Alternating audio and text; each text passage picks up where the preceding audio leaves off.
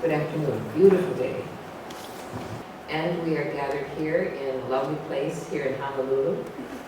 And today's discussion will be the power of true health. And however, before I begin, because you were mentioning, I was listening over there at the side, and I heard you identify enlightenment as Buddhahood. And I thought, I think we should discuss that. You know, we can look at the nature of enlightenment from two different directions. That the ordinary people, not you guys, but somebody out there who's ordinary people make effort and begin a process of willpower which gradually changes who they are. They develop strategies which bring wholesome results. And wishing to become uplifted, they seek a spiritual path. And this spiritual path, of which there are millions, it seems, some of them, they feel disappointment. Some of them, they practice very diligently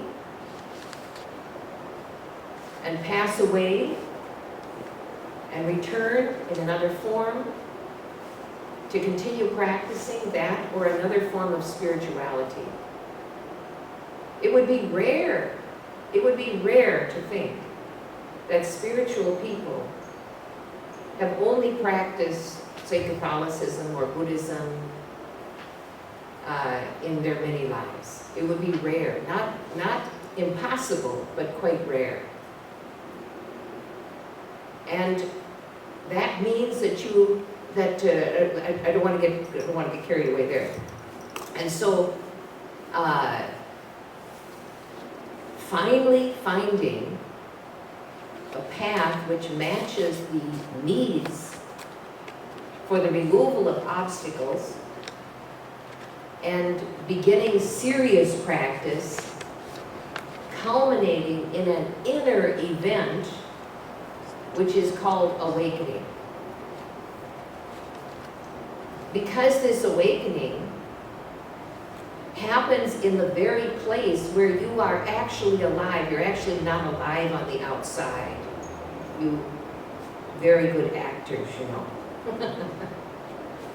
And this event of awakening has a cascade effect on the appearance being on the outside, which is you. And you appear to be an enlightened or awakened being. Now the real work begins. If we're talking about the Bodhisattva path, that is the first stage of a learner Bodhisattva who is like a bull in a china shop. Have you ever known someone who discovered how to be a do-gooder? And they rush around and do good, dragging little old ladies across the street whether they want to go or not. And discovering the awakened state. Young bodhisattvas, learner bodhisattvas in the first stage, know this is the baseline of the enlightenment, is that you know, not just intellectually, but in your bones, you know that this world is illusory, that it's not real. This is both an intellectual as well as an experiential awakening. This is the awakening. Beyond that, there are still residual compulsions, like someone who gave up smoking. Imagine what it would be like for someone who gave up the illusory, who still wants the presents under the tree. They don't believe in Santa Claus anymore, but somehow they still expect, hello dear, they still expect to receive something from the illusory state. Huh? A great deal of confusion over a very long time. Huh? Please come sit closer here. And so, for a very long time, this junior bodhisattva is bonded to a Buddha level being, because they're too wild and untrained at this point. And so our refuge that we learn carefully begins to train us in the expectation that the enlightened state is not a final result, but in fact, the guidance and refuge will need to be in place for, say, the next 1,000,000 years.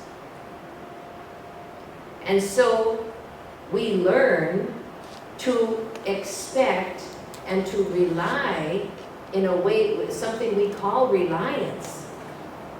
We learn to rely on guidance, and the new bodhisattva is bonded to a Buddha level being for further training.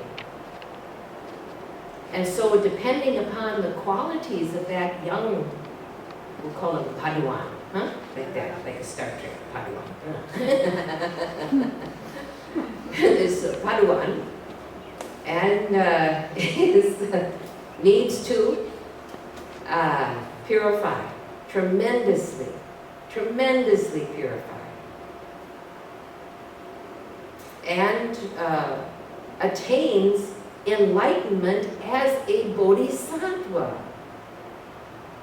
There's another kind of awakening, which is, I mean, for want of something better, and they write about this in scriptures and etc. We can call it second level bodhisattva. This bodhisattva is not nearly so tormented as a first level bodhisattva. First level bodhisattvas want to rush back to their home state and to save all their friends. This is actually a characteristic. And so in a way, they know it's illusory, but in a big way, they still act as though it is illusory. This stage can take quite some time. And on through the various levels of purification, that they are put to work. I'll say it that way. They're put to work. That they are expected to benefit others in order to accomplish their own purification. And so they become vast, highly skilled servants of living beings. And these servants are receiving training. While they are serving, they are becoming more skillful. They are actually learning how to help living beings by helping living beings with the guidance of a Buddha level being. Isn't that reasonable? Okay. And so these bodhisattvas gradually develop clarities which they could not have even imagined as a first level Padawan. Eventually, this being becomes so clarified that they helplessly enter Buddhahood. Buddhahood is a more vast way of being than a learner bodhisattva. Even in the Buddha realms, there are different levels of Buddhas. And so these Buddhas all have in common what makes a Buddha different than other living beings is that every Buddha has perfection as its interior. You understand? This perfection, how that Buddha, who has not yet entered perfection, but has perfection as its interior, there is so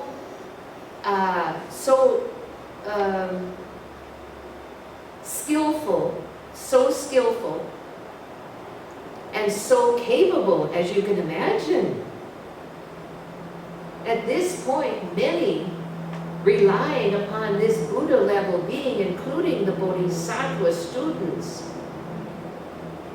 And at this point, the Buddha level being actually doesn't have a great deal of desire to enter perfection, because it is in a location and a position where it can perform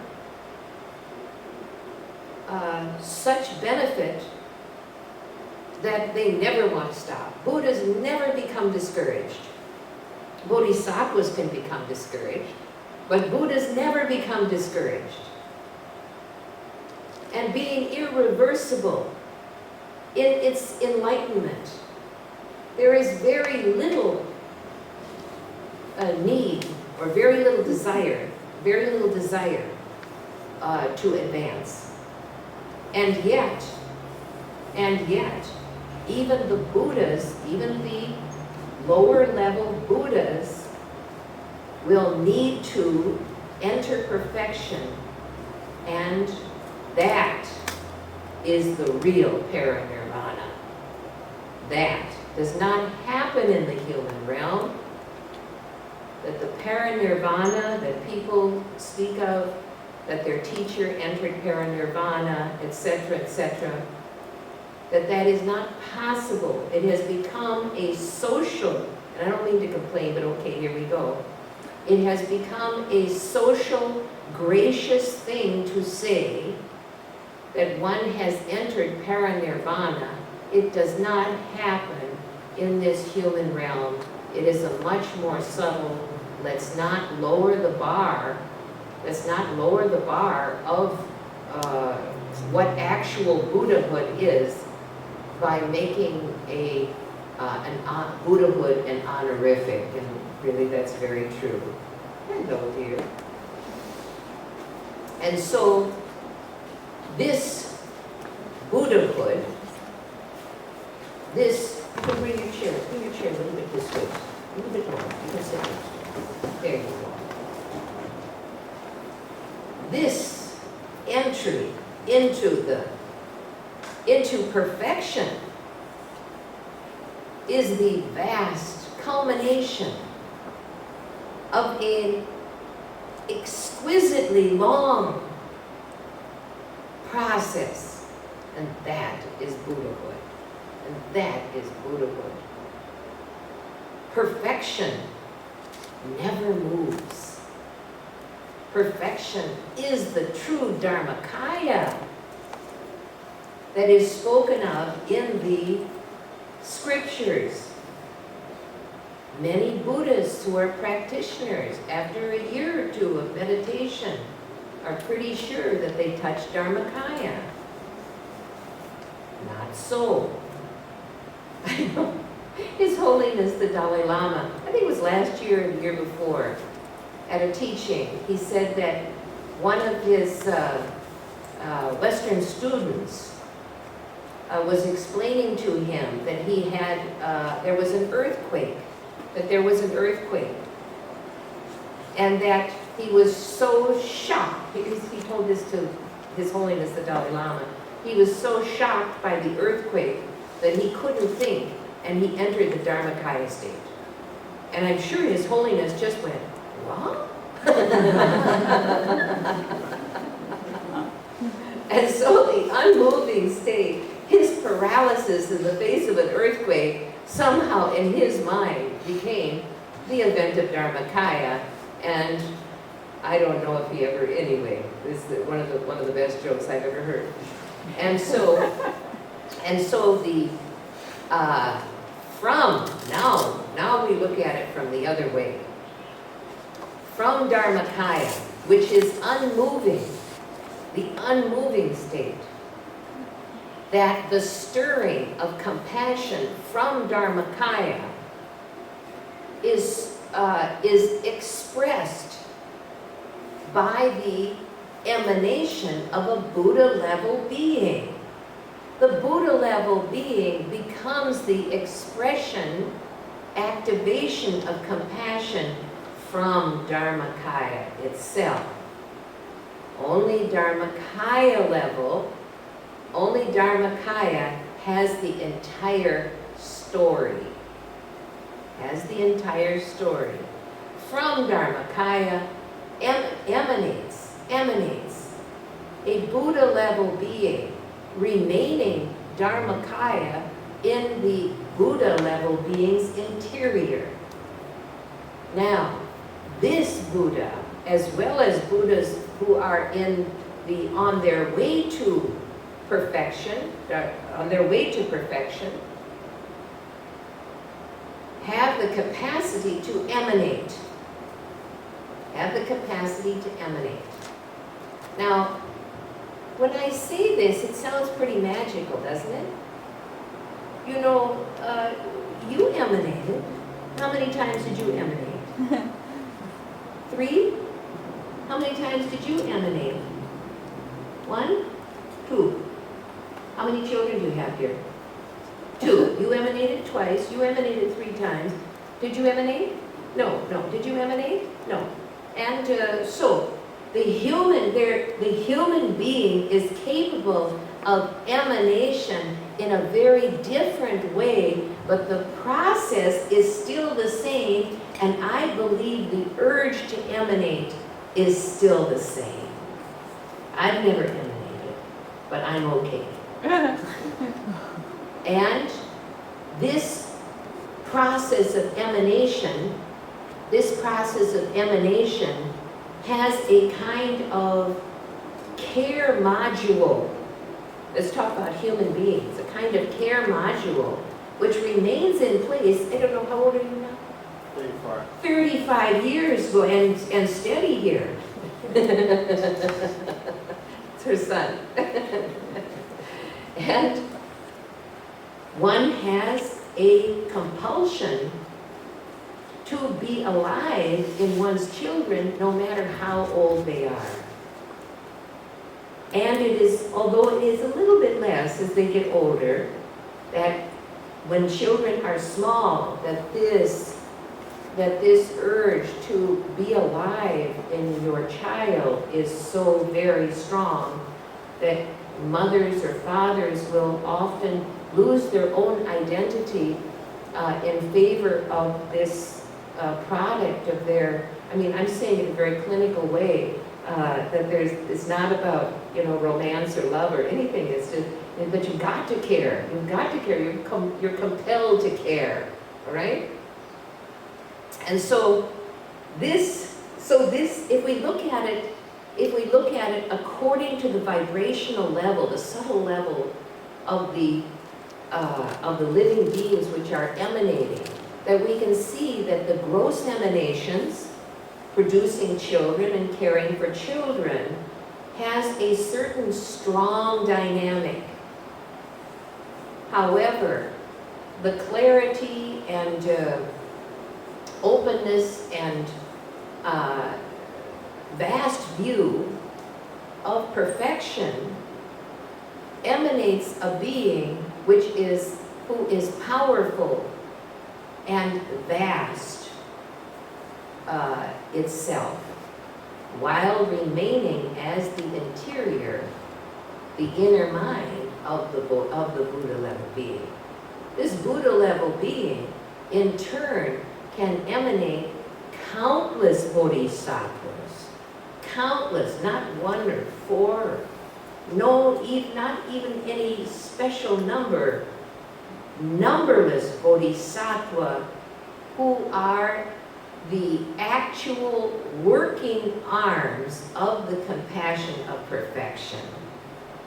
And so now we have, including in many cases, deities. The deities are the perfection in the form of Buddha level or Bodhisattva level beings. And so this Bodhisattva level being is on an equal par as far as skill with the learner bodhisattva. True, they're doing the very same kind of work. However, one is in a process of clarification, and the other one remains perfection interior through Buddha level being. This explanation is not one that you are going to find in scriptures. Actually, it may be in scriptures. I haven't read them all. It may be in scriptures, but it is not something that is explained, and certainly not explained to fairly new students such as yourselves. However, I feel it is valuable for people to know that the emanation bodhisattvas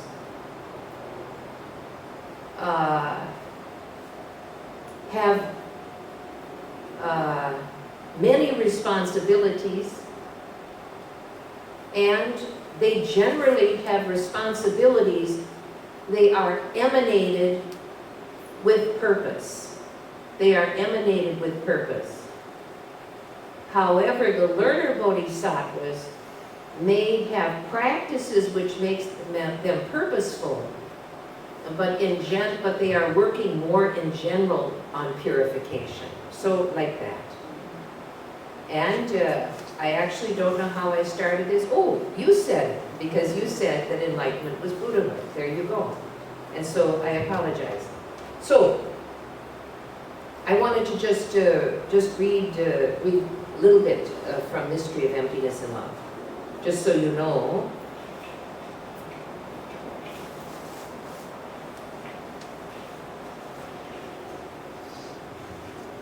Take off my glasses to read. There are Buddhist centers in nearly every town and city, yet most people who are interested in spiritual development never walk into one. You may be like them, researching on your own for many years before deciding to enter a group setting. Perhaps you will never meet Buddhists face to face, choosing instead to read and contemplate deep questions at your own pace. Whether studying on your own or under the guidance of a mentor, this book will assist you in uncovering answers to some of the deepest questions posed by philosophers and sincere thinkers about the nature of reality. In other words, what is real?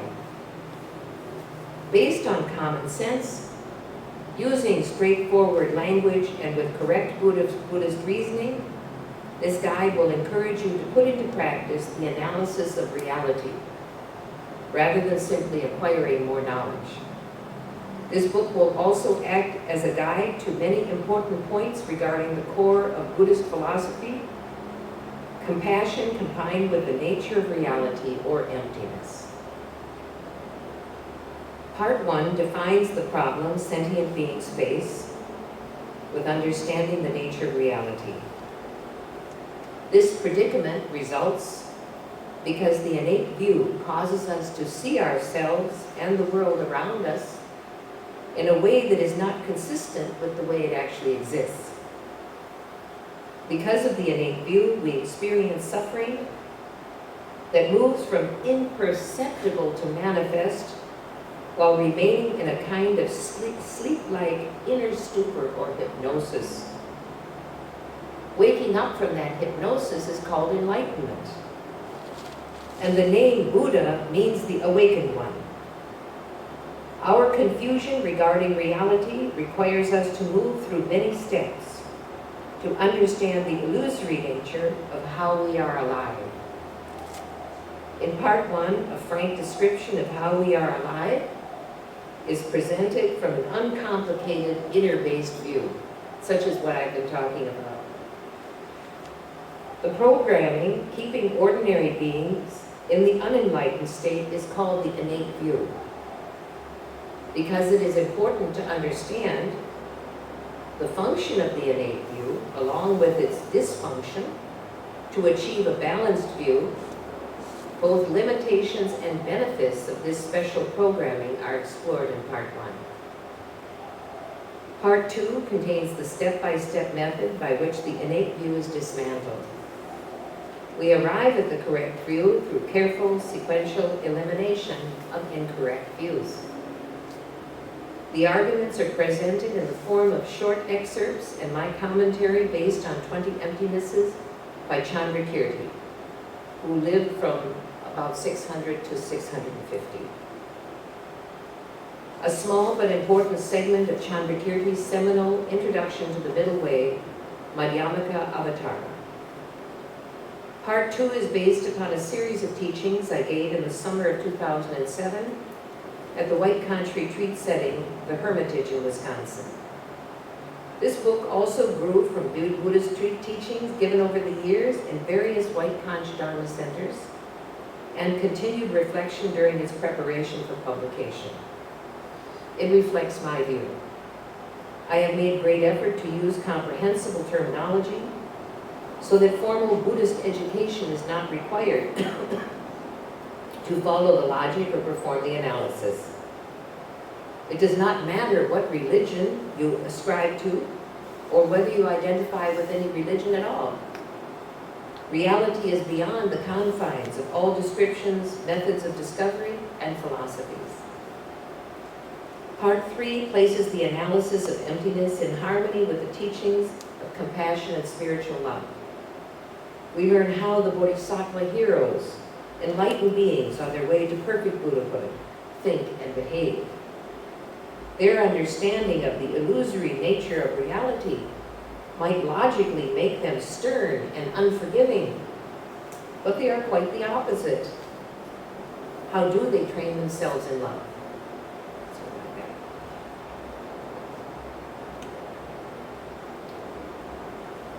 So, today,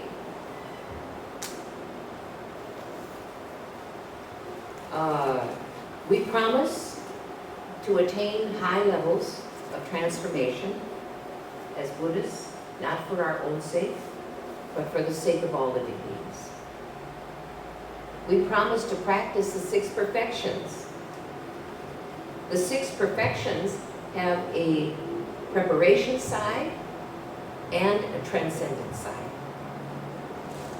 These practices, however, were created for real, ordinary human beings,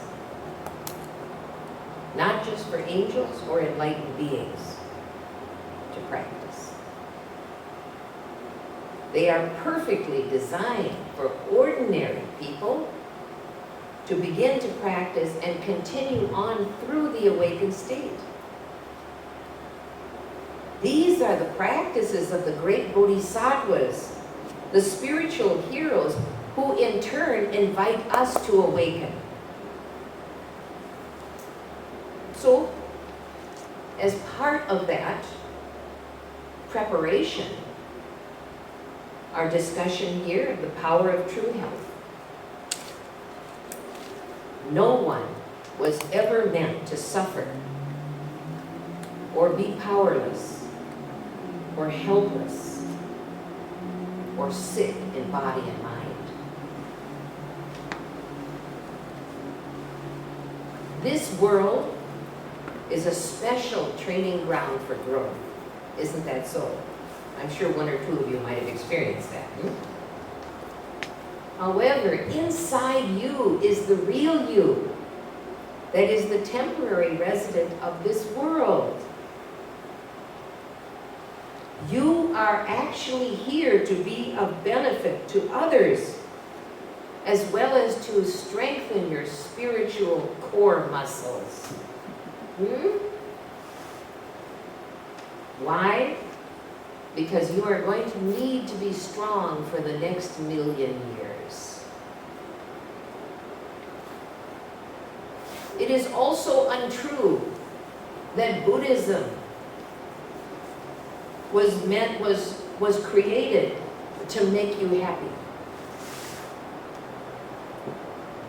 to make you content, and to make you healthy now. That's not true. The purpose of Buddhism, the trainings of Buddhism, is because you need to return to being on this an amazing journey.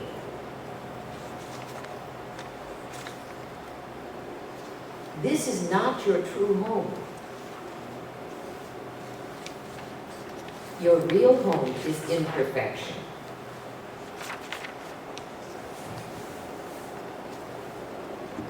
However, you have the seeds of perfection in you already.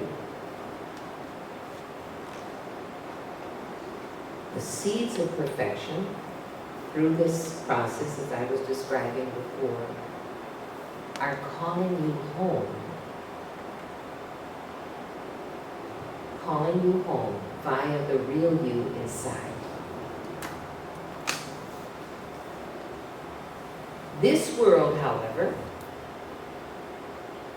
to all of ordinary appearances, is stimulating and confusing. Isn't that so?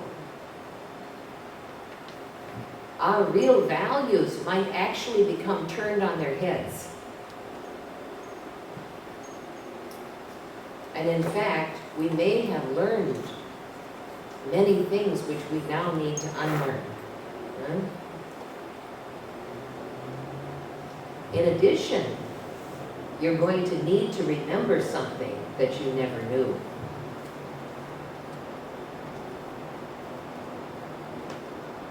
These are the challenges that spiritual people face. And so dedicated and committed people enter into training programs in order to unlearn together.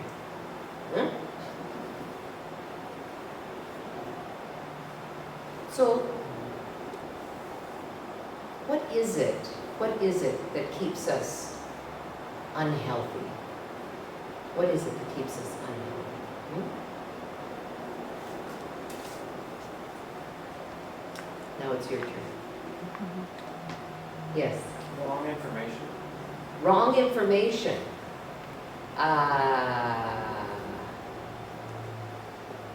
So, is this, if you believed wrong information, you might actually feel healthy because you are certain that it is correct. So we must be talking about wrong information where you actually don't believe it.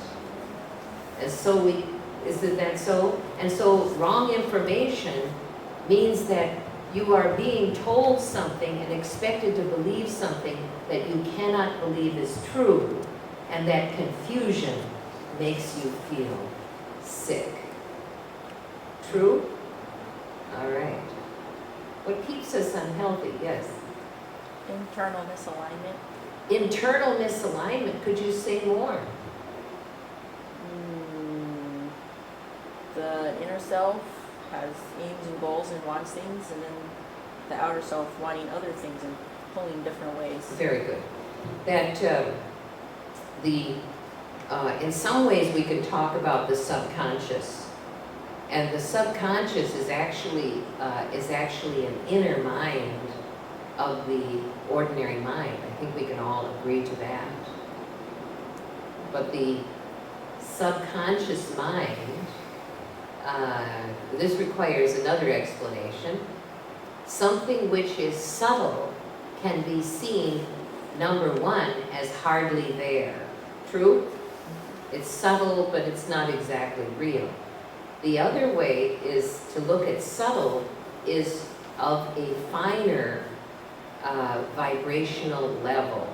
So, this might sound like I'm talking woo-woo. However, I believe that we can all agree that you have never, ever seen your mind. Have you ever seen your mind? Has anyone here ever seen their mind? Huh? Squirrel. Huh? Squirrel. Squirrel? Because, you know, like when you only see your mind moving, and I use the word squirrel because that's the funny representation that you've come up with the mind that is not. Have you actually ever seen your mind? No, it is not possible, because your mind cannot exist. They cannot cut you open and find your mind. That you can see the effects of the mind, such as distraction or some effect, for example, thinking a thought or having an idea or causing the mind to produce a conversation. But the mind itself cannot be found within the physical universe. So in effect, your mind is a ghost inhabiting your body. That doesn't seem to frighten any of you. It's a ghost. You can't see it. The very thing which you use continuously, that in fact most people believe that that is the real them, is not able to be discovered using any technology which is available in this world. Why aren't people more upset about this? That the mind, your mind, exists on a more subtle level than your body, in an undiscoverable subtle level. Because we are experiencing our world through consciousness, which is our mind, as opposed to meat. The brain is just meat. That we experience feelings and subtle influences from our subconscious mind, which is invisible to the mind. True? And so this undiscoverable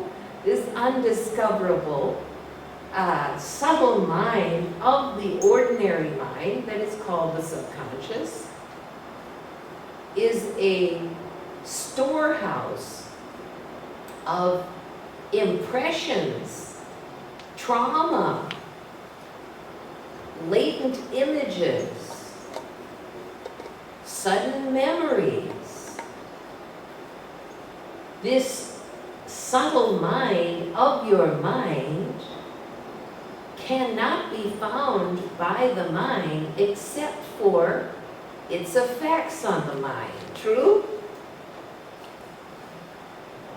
Hello. So the way I heard that, Rinpoche, is that it sounds like we have two invisible levels. More than two. But what you've just at least introduced, so the mind Yes. itself, ordinary mind, invisible, and this Invisible. unconscious. As though there was a barrier between the ordinary mind and the subconscious mind. True? I think this is well thought out in psychology and therapy of many different kinds. This subconscious mind has a hidden inner mind. And so on, and so on, and so on.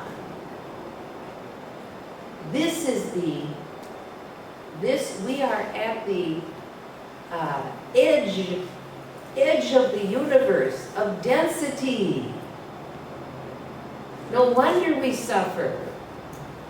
That if we aren't careful, we're going to become like this table, become so solidified that we won't be able to have any flexibility at all. Even so, there's a great deal of spectrum in the human realm. All you healers, you lovely healers, you try to induce this new flexibility like that, so people can move and be more flexible and their organs work better, etc. Right? Many good benefits from flexibility.